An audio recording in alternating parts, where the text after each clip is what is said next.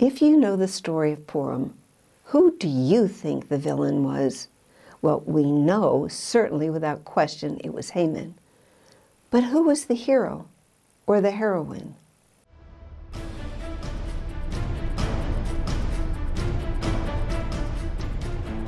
Well, shalom and greetings from Jerusalem. My name is Joan Lippis, or hashtag Joni in Jerusalem, welcoming you to Lunchtime Prayer for Israel. Lunchtime Prayer for Israel is part of the Novea Ministries family. And today is Friday, so we say Shabbat Shalom.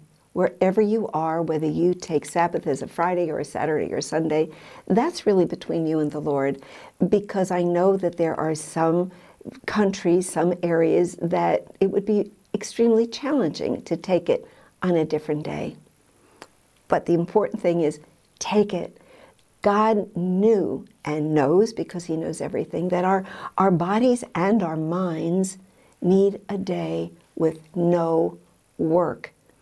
Now, of course, it depends on what you think work is. I love doing these videos. I love the study. I love the preparation. I love the editing. But it's labor, no question about it. It's a labor of love, but I need to follow God's command, day of no work. And it's wonderful. It's just wonderful to spend it with friends, to spend it with the Lord, to spend it with myself.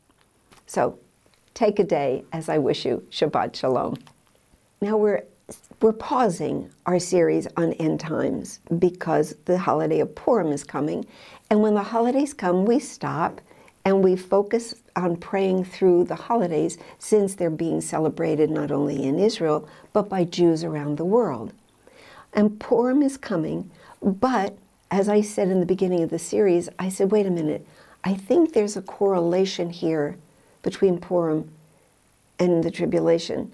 So we're not really ending the series, it's just in a different area. It's just in a different series. It's in the series called Feast of the Lord. So when you go on our page, our video teachings, to find our videos, so you click on Feast of the Lord, Purim, and there are all the videos. So the title of today is Mordecai's Challenge. Now, every story must have a hero as well as a villain. And in the story of Purim, Esther certainly has a leading role. But I suggest Mordecai might be the real hero. Consider, it was him who raised Esther to be a God-fearer. It was Mordecai who refused to compromise his faith in the God of Israel. It was Mordecai who stood up against Haman. It was Mordecai who responded visibly and loudly, drawing the attention of many, even those who would have preferred to ignore what was happening. And it was Mordecai who gave Esther the challenge, which made the difference and resulted in the deliverance of Israel. Now, several years ago, I had the honor of going to Poland. And I first went to the Museum of Auschwitz, and then I went not too far away to the camp at Birkenau in the town of the same name. Deathly, deathly silence as I walked the train track that stopped suddenly in the middle of nowhere. Well, what was there at the end was the sorting station. You go to the death camp, you go to the camp, and you do labor, or you go to the experiments, or whatever. You're ours. And you go immediately to the gas chamber, which is just around the corner. While I stood in that deathly silence, I heard a very surprising sound. What was it? It was the bells. The bells at the church around the corner in the town of Birkenau. And I thought, on Sunday, as thousands and thousands of Jews were getting off the train and being sorted, they heard the bells of the church.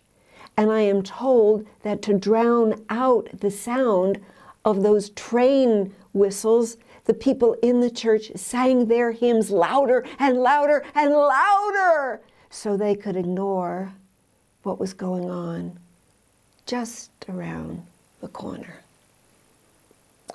So yeah, there's a correlation here, a definite correlation. And this story should grab you in the heart. So let's read from Esther chapter 4, verses 6 through 16, the hinge of the whole story.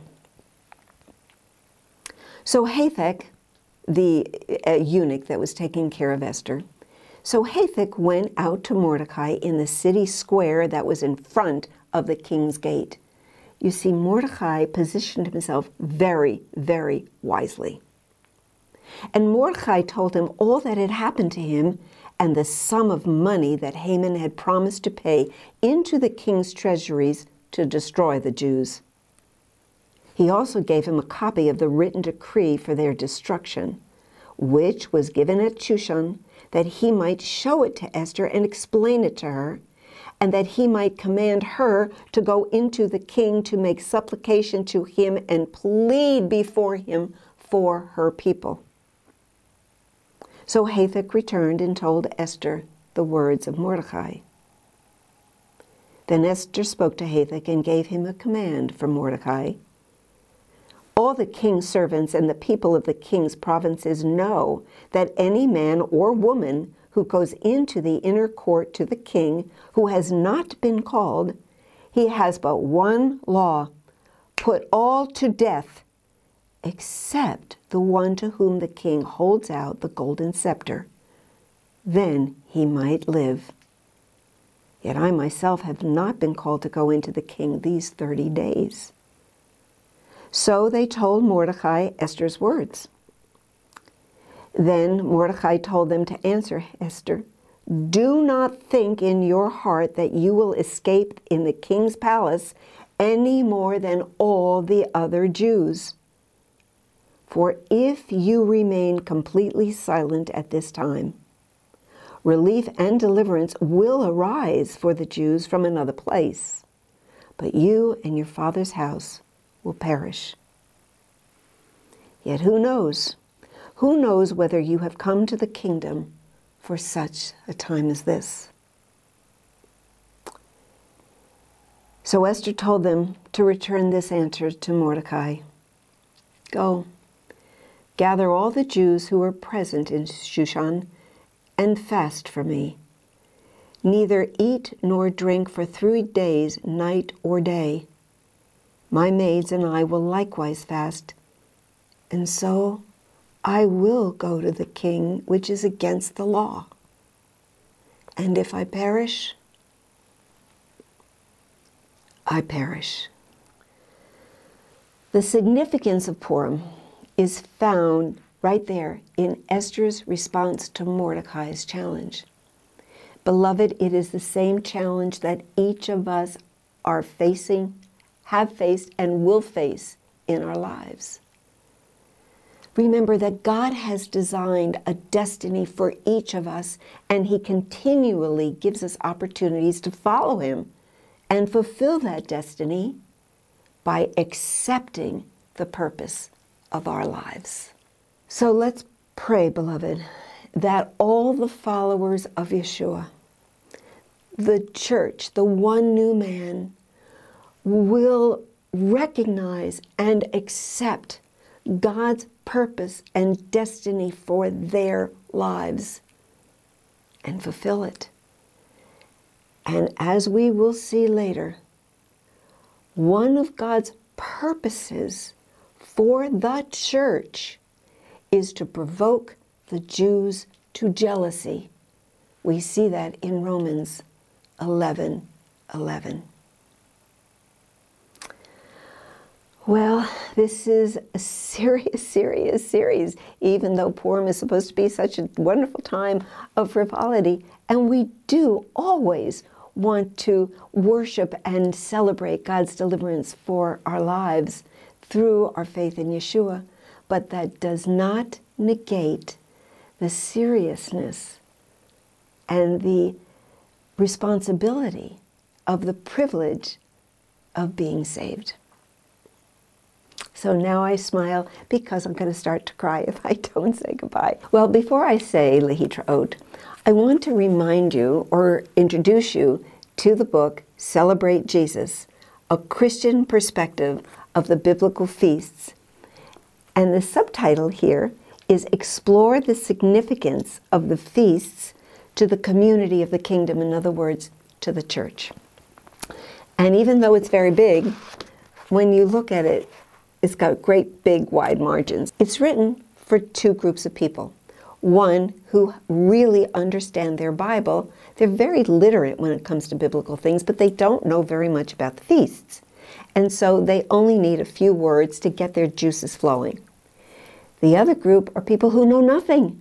And so we want to make it very, very easy for them, because it is such a blessing to celebrate the feasts. As long as we're celebrating Jesus, as long as Yeshua is in the center. And that's why I do this series on the Feasts of the Lord, to find the significance to us who are followers of Yeshua, Jew and Gentile. So you can find our link to our store in just a few seconds, because now I will say Lehitraot, Shalom from Jerusalem, Shabbat Shalom.